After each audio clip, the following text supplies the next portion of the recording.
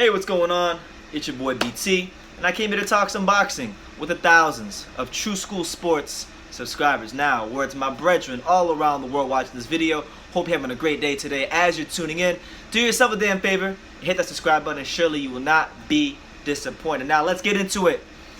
The pay-per-view numbers for Manny Pacquiao versus Adrien Broner, they're starting to be reported. They're starting to be released. There's no exact number yet, but there are some tweets coming out saying that, you know, the pay-per-view buys are tracking at over 400,000 buys. There's gonna be a clear number later on this week, but right now that's what we're being told. That's been reported by Michael Coppinger. You can go look at the tweet in the description. If those numbers are true, if they are tracking at 400,000 views, then let's just call a spade a spade. That is a commercial success for Manny Pacquiao. That is a success for Broner and PBC and just all parties involved. You know, that's what I would say. Now, interestingly enough, you know, I know there was a lot of people, a lot of boxing fans who did not buy the pay-per-view for a couple of reasons. Number one was the price point. You know, it was $75. Okay, I paid the $75. You know, I'm a Manny Pacquiao fan. I support boxing.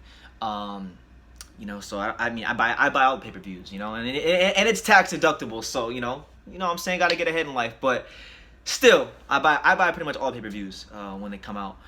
Because I support the sport. I want to see the sport continue to grow and just stay alive. So, you know, I bought Pacquiao versus Broner, even though I knew, like, Broner wasn't going to let his hands go.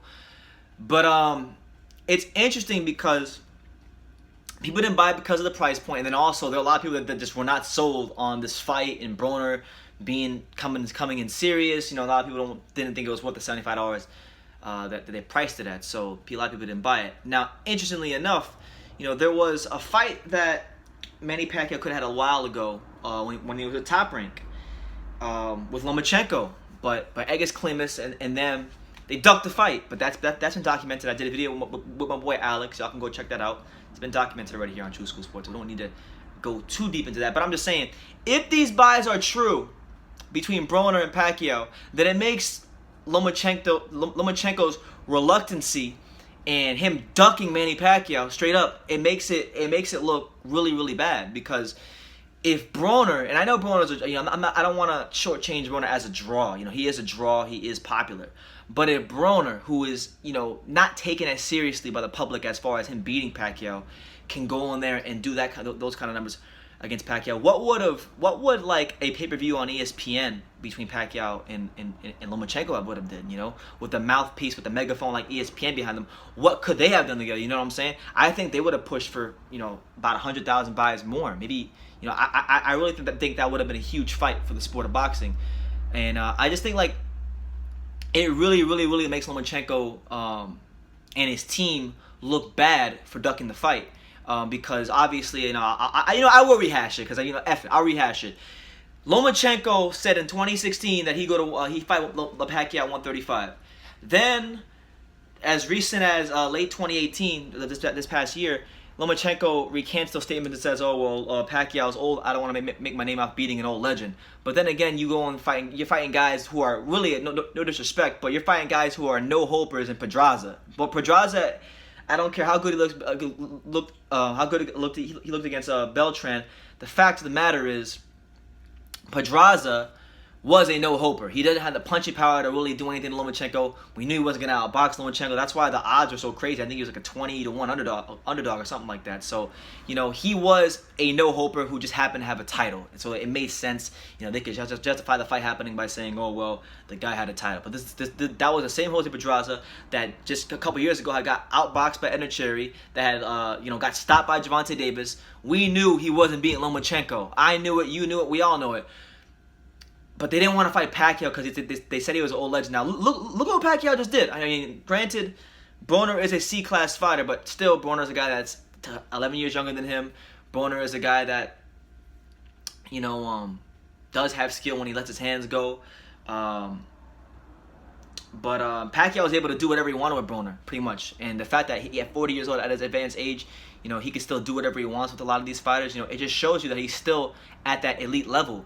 And that's why, like, I'm not mad if Pacquiao goes and he wants to go fight the likes of Danny Garcia or Sean Porter or the winner of Spence versus Garcia or Keith Thurman if he beats Josecito Lopez. You know, he's got options with PBC. He's got a lot of options with PBC, but I really think, with these numbers coming out, it just had me thinking a lot about, what could have been if they would have fought each other, Pacquiao and Lomachenko, because Lomachenko is looked at as this pound-for-pound, upper echelon great fighter, right? And he should be, because, he's been climbing weight class, he's been winning world titles, but this fight right here would have really just taken him to a whole other stratosphere. It really would have did a lot for his career, and I really think they missed the boat on that. And I don't think it's ever going to happen. I don't think it's ever going to happen. But as I looked at the reports, these numbers, I just couldn't help but think of what could have been between Pacquiao and Lomachenko. And it would have been interesting to see how Lomachenko would have handled someone with the kind of power that Pacquiao has in the ring. The angles Pacquiao has. I would definitely say there's no fighter that Lomachenko has fought to date who gives you the kind of angles that Pacquiao gives you, and it would have been a new challenge for him.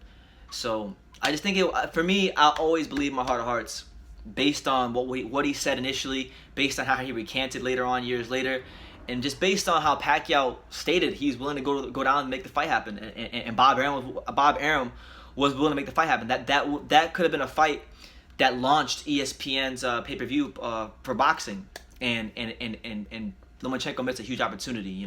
He is a popular fighter, but I want you guys to think, man, like for as great of a fighter as he is, for as skilled as he is, for all the hype he has gotten, is Lomachenko really as popular as he should be with the kind of skill set he has? No.